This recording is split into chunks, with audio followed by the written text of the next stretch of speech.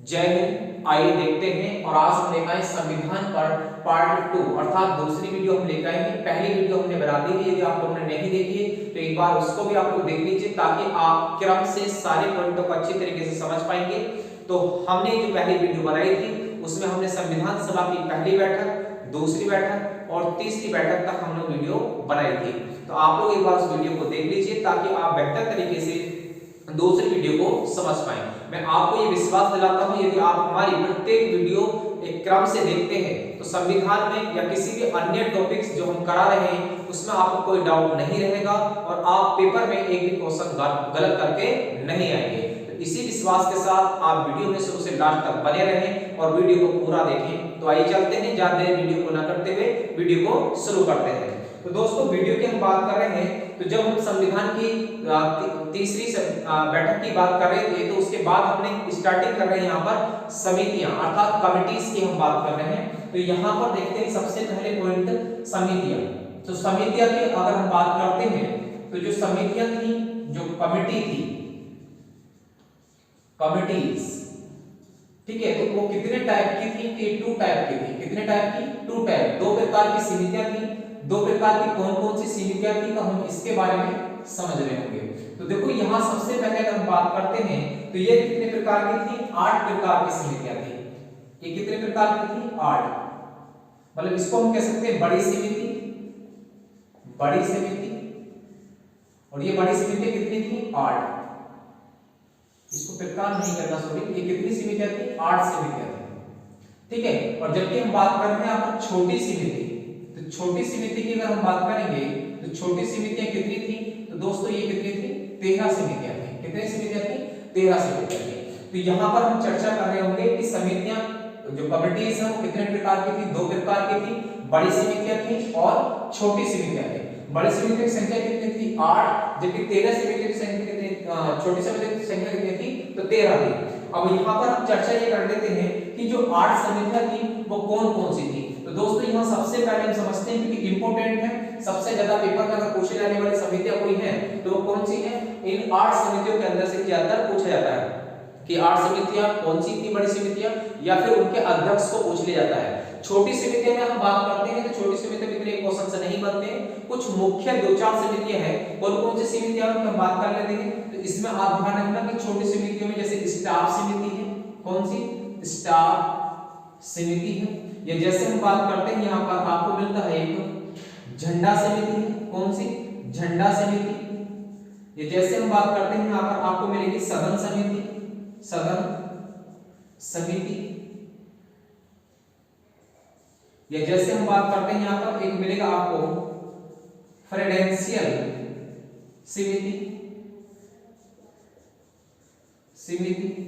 ये जैसे हम बात करते हैं आपको मिलेगा भाषाई समिति, भाषाई समिति। तो कहने का मतलब मेरा ये है कि जो छोटी 13 समितियां हैं उन समितियों में कुछ इंपॉर्टेंट समितियां 2-4 की हैं, जैसे स्टाफ समिति, झंडा समिति, सदन समिति, फेडरेंशियल समिति या भाषाई समिति। ये इन पर क्वेश्चन बन जाते हैं। झंडा स्टाफ समिति, झंडा समिति के जो अध्यक्ष थे वो डॉक्टर राजेंद्र प्रसाद जी थे। जबकि सदन समिति की हम बात करते हैं तो यहाँ पर कौन थे? सीतारमैया थी। जबकि हम बात करें फेडरेंशियल समिति की बात करते हैं तो यहाँ पर अल्लादी कृष्ण स्वामी अय्यर थे, ठीक है। और भाषाई समिति की हम बात करते हैं तो इसमें कौन थे? के.आर. डार थे। तो ये इनसे कुछ क्वेश्चंस बन जाते हैं, तो आप एक नजर इनको भी थोड़ा सा देख लेंगे कि 4-5 समितियां ज्यादा इंपॉर्टेंट है जिनको आपको याद रख लेना है। लेकिन बेसिकली अगर हम बात करते हैं बड़ी समितियों की तो बड़ी समितियों में आपको सभी समितियां याद रख लेनी है। जैसे हम चर्चा कर रहे होंगे यहाँ पर संघ संविधान समिति, कौन सी समिति? संघ संविधान, संघ संविधान समिति। तो संघ संविधान समिति की हम बात कर रहे होंगे, इसके अध्यक्ष कौन थे? तो अध्यक्ष की हम बात कर रहे होंगे यहाँ पर जवाहरलाल नेहरू। कौन थे? जवाहरलाल नेहरू इसके अध्यक्ष थे। जबकि हम बात कर रहे हैं यहाँ पर सेकंड पॉइंट, सेकंड में कौन सी थी? संघ शक्ति समिति। कौन सी? संघ शक्ति, संघ शक्ति समिति। तो संघ शक्ति समिति की हम बात करते हैं तो इसके अध्यक्ष कौन थे? जवाहरलाल नेहरू थे। तीसरे पॉइंट पर हम बात करते हैं तो यहाँ मिलती है आपको प्रांतीय समिति। कौन सी समिति? प्रांतीय संविधान समिति, प्रांतीय संविधान समिति। और इसके जो अध्यक्ष थे तो कौन थे इसके अध्यक्ष? सरदार पटेल। कौन थे? सरदार पटेल इसके अध्यक्ष थे। ठीक है, जबकि आप लोगों से पूछा जाता है यहाँ पर कि चौथे नंबर की समिति कौन सी थी, तो प्रारूप समिति थी। कौन सी? प्रारूप समिति। और यहां पर हम बात करें पांचवें नंबर की समिति कौन सी है, तो आपकी है नियम प्रक्रिया समिति। नियम प्रक्रिया समिति। जबकि हम बात करते हैं आपको छठे नंबर की जो समिति थी वो थी संचालन समिति। संचालन समिति। और सातवें नंबर पे कौन सी समिति है, तो आप बताएंगे यहां पर देशी रियासतों से वार्ता संबंधी समिति। ठीक है, और जो आठवें नंबर की समिति की हम बात कर रहे हैं, तो आठवें नंबर की समिति है आपकी यहां पर परामर्शदाता समिति। ठीक है, तो इनके अध्यक्ष की अगर हम चर्चा कर लेते हैं तो वो प्रारूप समिति के अध्यक्ष थे डॉक्टर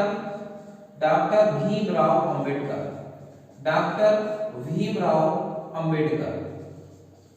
अंबेडकर साहब जो थे वो इसके अध्यक्ष थे। ठीक है, अगर हम बात करते हैं नियम प्रक्रिया समिति के, तो डॉक्टर राजेंद्र प्रसाद जी थे। जबकि हम बात करते हैं कि आपकी संचालक समिति, तो इसके कौन थे? डॉक्टर राजेंद्र प्रसाद जी थे। देशी रियासतों से वार्ता संबंधी अगर हम बात करते हैं तो कौन थे इसके? जवाहरलाल नेहरू जी जो थे वो इसके ही मतलब समिति के अध्यक्ष थे। परामर्शदाता की हम बात करते हैं तो कौन थे? सरदार पटेल जो थे वो इसके अध्यक्ष थे। तो यहाँ पर आपको मैंने 8 समितियां बताई हैं। जो बड़ी समितियां थी, संघ संविधान समिति, अध्यक्ष जवाहरलाल नेहरू के थे। संघ शक्ति समिति की हम बात करें, जवाहरलाल नेहरू इसके अध्यक्ष थे। जबकि हम बात कर रहे हैं तीसरी प्रांतीय संविधान समिति, सरदार पटेल क्या थे? इसके अध्यक्ष थे। और प्रारूप समिति की बात कर रहे हैं, डॉक्टर भीमराव अंबेडकर थे। नियम प्रक्रिया समिति की हम बात कर रहे हैं तो डॉक्टर राजेंद्र प्रसाद जी थे। संचालक समिति की हम बात करें तो इसके अध्यक्ष कौन थे? डॉक्टर राजेंद्र प्रसाद थे। देशी रियासतों से संबंधी वार्ता के जो अध्यक्ष थे वो कौन थे? पंडित नेहरू जी थे। और जबकि हम बात कर रहे हैं परामर्शदाता जो समिति थी उसका अध्यक्ष कौन थे? सरदार पटेल जी थे। कौन थे? सरदार पटेल जी थे। जबकि हम चर्चा का थोड़ी सी विषय आपको बताएं यहाँ पर, तो जो आपकी परामर्शदाता जो समिति थी, परामर्शदाता जो समिति थी जिसके अध्यक्ष कौन थे? सरदार पटेल। कौन थे? सरदार पटेल इसके अध्यक्ष थे। तो इस समिति को 2 उप समितियों में बांटा गया था। किसमें? 2 इसकी क्या थी? उप समिति। तो उप समिति की अगर हम बात करते हैं, कौन कौन सी 2 उप समितियां थी इसकी? तो एक थी आपकी मूल अधिकार उप समिति थी। और इसके जो अध्यक्ष बनाए गए थे, तो अध्यक्ष किसको बनाया गया था? तो वो थे जेबी कृपलानी। कौन थे? जेबी कृपलानी को क्या बनाया गया था? इसका अध्यक्ष बनाया गया था। किसका? मूल अधिकार उप समिति के। ठीक है, और जबकि हम चर्चा कर रहे होंगे यहाँ पर किसका, कि जो दूसरी उप समिति थी वो कौन सी थी? अल्पसंख्यक। कौन सी थी? अल्पसंख्यक उप समिति। तो अल्पसंख्यक जो उप समिति थी इसके अध्यक्ष कौन बनाए गए थे? तो ये बनाए गए थे एच.सी. मुखर्जी। कौन बनाए गए थे? एच.सी. मुखर्जी बनाए गए थे। ठीक है, तो एच.सी. मुखर्जी इसके अध्यक्ष, और इसके अध्यक्ष कौन थे? जेबी कृपलानी थे। ठीक है, मैं उम्मीद करूंगा कि आपको ये पॉइंट बेहतर तरीके से समझ में आए होंगे। तो आप इसका एक बार स्क्रीनशॉट कर लीजिए। संविधान सभा की जो समितियां थी वो आप लोगों ने बेहतर तरीके से समझ ली होंगी। आगे हम नेक्स्ट पॉइंट की अगर बात करते हैं तो नेक्स्ट पॉइंट समझते हैं। देखिए आगे जो इसमें सबसे मुख्य अगर कोई समिति थी, मुख्य समिति, तो वो समिति थी इसमें प्रारूप समिति। कौन सी? प्रारूप समिति। तो प्रारूप समिति की हम बात करते हैं, प्रारूप समिति। और प्रारूप समिति के देखें तो कितने अध्यक्ष सदस्य थे इसमें? सदस्यों की संख्या थी इसमें कितनी? 7। कितने सदस्य थे? 7। प्रारूप समिति सबसे मुख्य समिति थी और इसी को कहते हैं ड्राफ्टिंग कमिटीज। कौन सी? Drafting committees. ठीक है, प्रारूप समिति को ड्राफ्टिंग कमिटीज कहते हैं। और इसके अगर हम बात करते हैं तो अध्यक्ष कौन थे? अध्यक्ष की हम बात करते हैं तो डॉक्टर भीमराव अंबेडकर साहब जो थे वो इसके क्या बनाए गए थे? अध्यक्ष बनाए गए थे। कभी कभी आप लोगों से इस प्रारूप समिति के जो सदस्य हैं उनके बारे में पूछता, कितने सदस्य थे? 7। अध्यक्ष कौन थे? डॉक्टर भीमराव अंबेडकर प्रारूप समिति के क्या थे? अध्यक्ष थे। और अन्य कौन कौन शामिल थे इसमें तो हम बात कर लेते हैं, अन्य कौन कौन शामिल थे।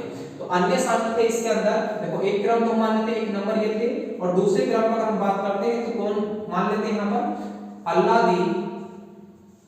अल्लादी कृष्ण स्वामी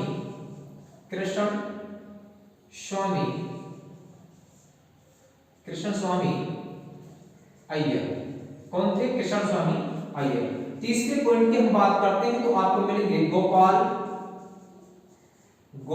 स्वामी अयंगर जी थे। जबकि हम चौथे पॉइंट की बात करते हैं तो मोहम्मद सादुल्ला। कौन थे? मोहम्मद सादुल्ला थे। 5वें नंबर की अगर हम बात करते हैं तो यहां पर थे आपके कन्हैयालाल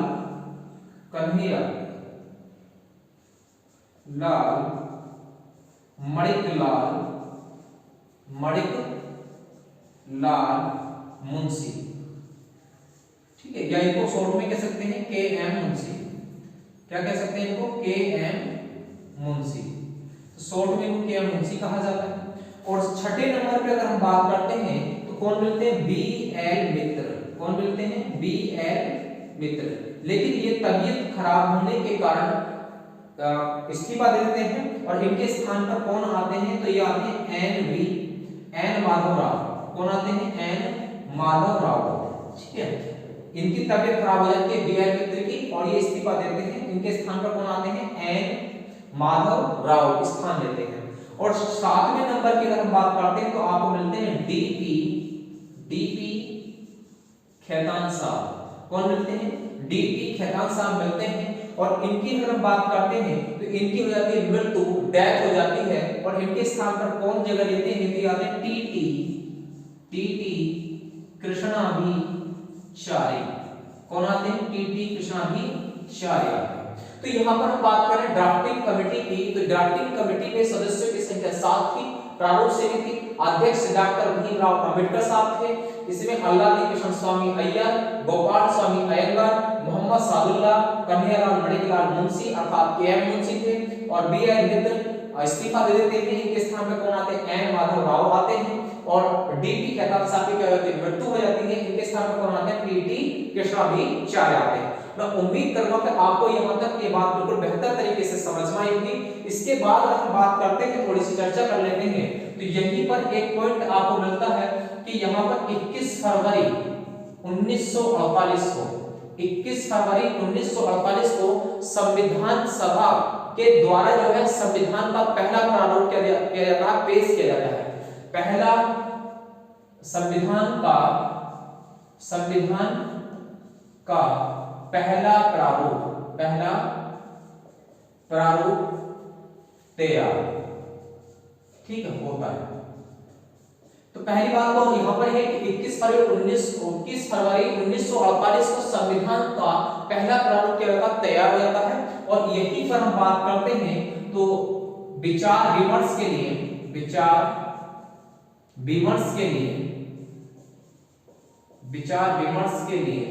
कितने समय दिया जाता है? 8 माह का या 8 महीने का समय दिया जाता है।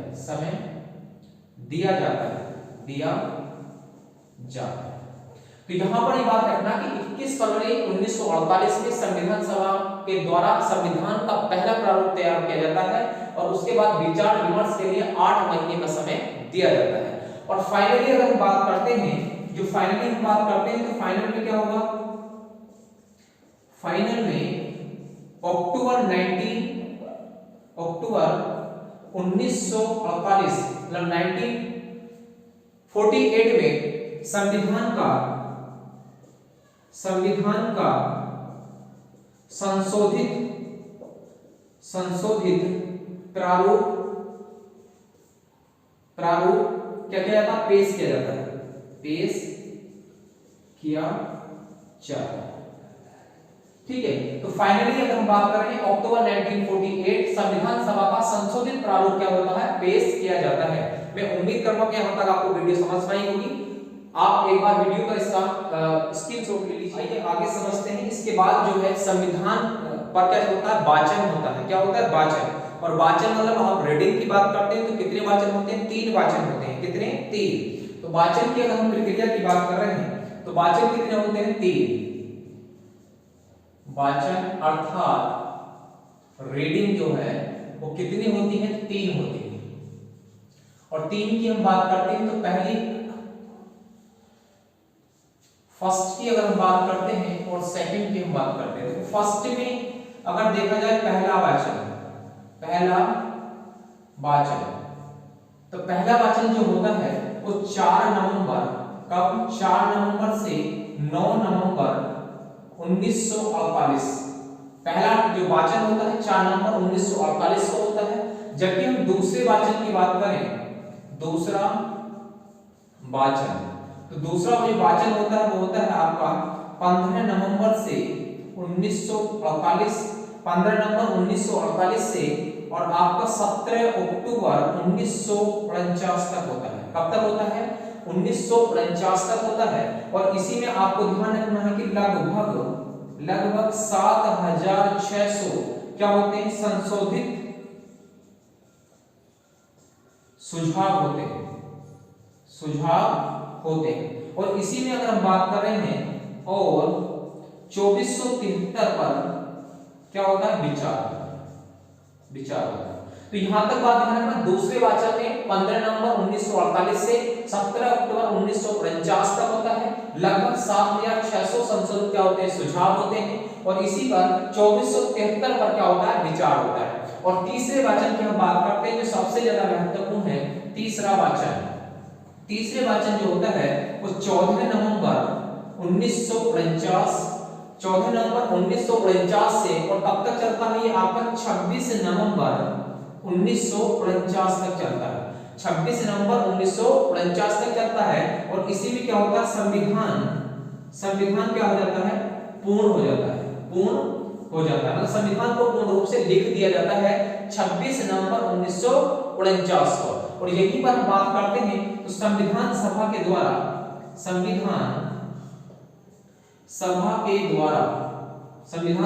के सदस्यों,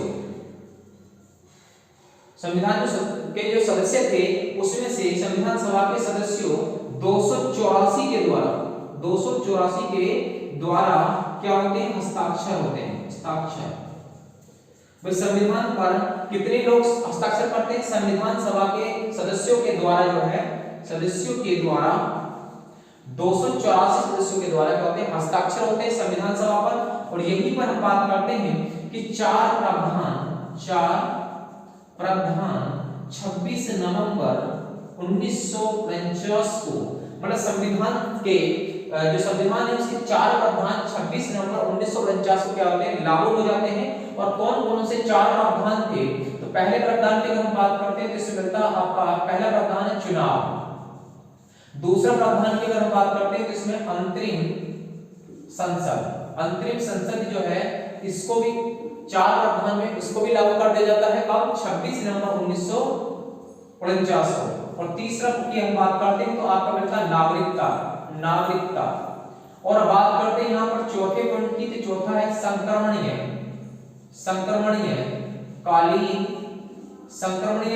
जो उपबंध होते हैं, उनको भी लागू कर दिया था 26 नवंबर 1949 को। तो ध्यान रखना कि इंपोर्टेंट है आपका तीसरा वाचन 14 नवंबर 1949 को, 26 नवंबर 1949 को पूर्ण रूप से संविधान क्या हो जाता है, बनके तैयार रहता है। इसी दिन 26 नवंबर को प्रत्येक वर्ष अगर हम बात करते हैं तो संविधान दिवस के रूप में इसको मनाया जाता है। संविधान सभा के जो सदस्य थे उनमें से 284 जो सदस्य थे उनके हस्ताक्षर संविधान पर होते हैं। और 4 प्रावधान 26 नवंबर 1949 को लागू कर दिए जाते हैं। और कौन कौन से होते हैं? चुनाव, अंतरिम संसद, नागरिकता संक्रमणकालीन उपवाद, ये चारों के चारों जो आपके प्रावधान है इनको लागू कर दिया जाता है। अगर हम बात करते हैं अनुच्छेद, तो अनुच्छेद कितने थे इसमें जो लागू होते हैं? तो अनुच्छेद थे आपके 15 अनुच्छेद। कितने अनुच्छेद? 15 अनुच्छेद। प्रावधान पूछे कितने लागू? 4। अनुच्छेद कितने हो गए लागू? 15। तो मैं समझता हूं कि आपको ये बात बेहतर तरीके से समझ में आई होगी। आप इसका भी एक बार स्क्रीनशॉट कर लीजिए। और नेक्स्ट पॉइंट में हमने बात करते हैं, तो यहाँ देखेंगे सबसे पहले आपसे पूछ लिया जाता है, और जो पॉइंटों को मैं करा रहा हूं ये महत्वपूर्ण पॉइंट है, महत्वपूर्ण पॉइंट या बिंदु आप कह सकते हैं। मतलब आप परीक्षा की दृष्टि से अगर बात करते हैं तो महत्वपूर्ण ये बिंदु हैं, और ये बिंदु तो आपको याद ही रहने चाहिए। चाहे आपकी एसएससी जीडी का एग्जाम हो, चाहे ग्रुप डी का एग्जाम हो, या किसी भी लेवल का एग्जाम हो, ये बिंदु आपको बेहतर तरीके से याद होने चाहिए। इस वीडियो के एक तरीके से मैं कहूंगा कि आप लोगों से बहुत ही ज्यादा इंपॉर्टेंट वीडियो है, मेरे वाले पॉइंट हैं। तो आइए चलते हैं इसमें कौन कौन से हैं। आपसे पूछा जाए कि संविधान सभा का चिन्ह बताइए। तो संविधान सभा का अगर चिन्ह की हम बात करते हैं तो चिन्ह कौन सा है? दूसरे पॉइंट के आप कमेंट बॉक्स में इसका आंसर भेजिए कि संविधान सभा का चिन्ह क्या है। ठीक है। दूसरा आपसे पूछा जाता है कि संविधान सभा का संवैधानिक सलाहकार। ठीक। दूसरा पॉइंट आपको बताना है कि संवैधानिक सलाहकार किनको बनाया गया था? संविधान सभा का संवैधानिक सलाहकार कौन थे? और तीसरे पॉइंट की अगर हम बात करते हैं तो आपको बताना है कि संविधान सभा के सचिव का नाम आपको बताना है कि संविधान सभा के सचिव कौन थे। और चौथे पॉइंट में आपको बताना है कि संविधान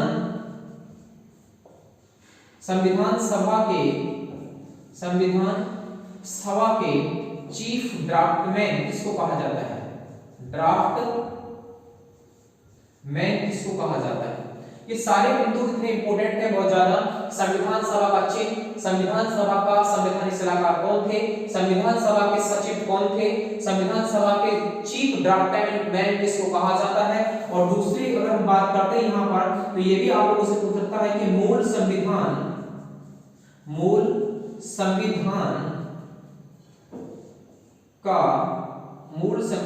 का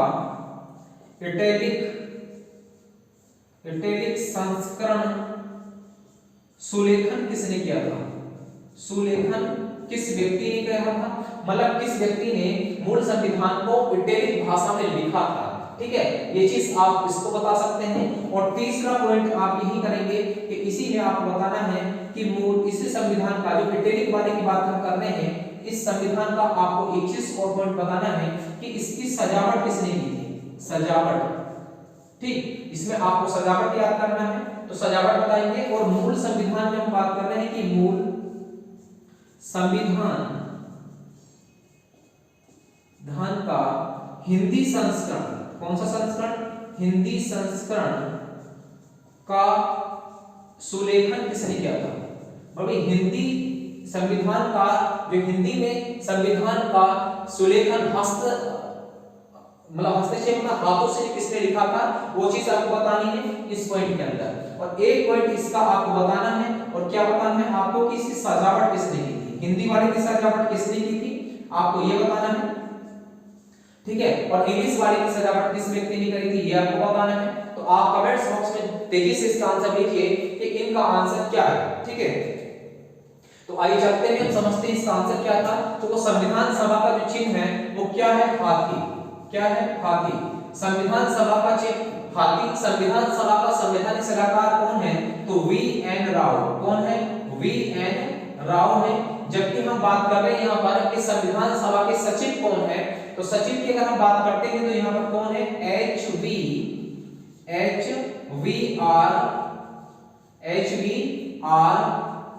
अयंगर। कौन है? एच.वी.आर. अयंगर। संविधान सभा के सचिव एच.वी.आर. अयंगर है। जबकि संविधान सभा के चीफ ड्राफ्टमैन कौन है? तो आप बताएंगे यहाँ पर एल.एन. मुखर्जी। कौन है? मुखर्जी जी है। एल.एन. मुखर्जी जो है वो कौन है? Chief draftsman. जबकि मूल संविधान सभा का इटालिक संस्करण सुलेखन मतलब इंग्लिश में इसको हस्तलेखित किसने किया था? तो ये करा था आपका प्रेम बिहारी नारायण राय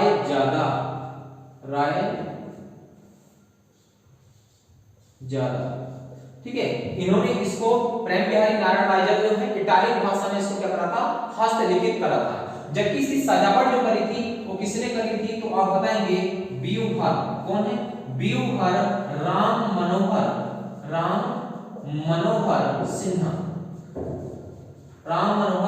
सिन्हा। और जबकि हम बात कर रहे हैं यहाँ पर कि मूल संविधान पर हिंदी संस्करण का जो सुलेखन किया था वो किस व्यक्ति ने करा था? तो ये थे आपके बसंत कृष्ण वैद्य। किसने? बसंत कृष्ण वैद्य ने क्या करा था? हिंदी में इसको हस्तलिखित किया था। और इसकी सजावट किसने करी थी? तो वो थे आपके नंदलाल बोस। कौन थे? नंदलाल बोस।